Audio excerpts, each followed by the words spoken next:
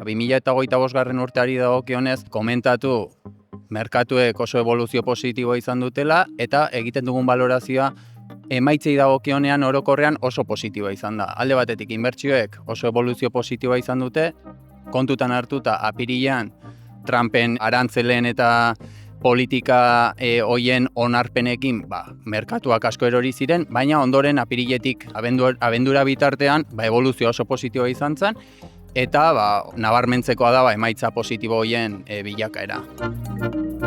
Banaketako prestazioei dagokionez ere irakurketa positibo egiten dugu eta bertan nabarmenduko genituzkela aldi baterako ezintasunaren evoluzioa, non 1,9 lortu dugun murriztea eta baita desenplegu estrukturalean pertsonen kopurua 200 pertsona ingurura gerturatu garela aspaldiko partez.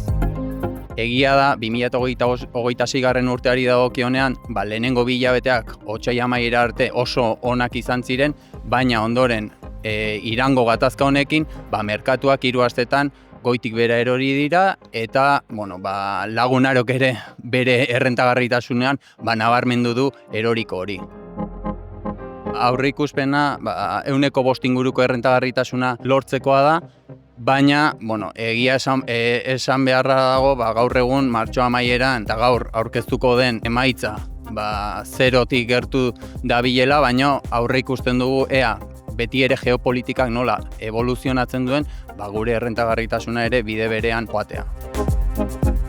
Emaitzez aparte lagunaro biziri dagoela ikusten dugu eta hori nola ikusten dugu estatutu eta erreglamenduetan ekartzen ditugun aldaketekin.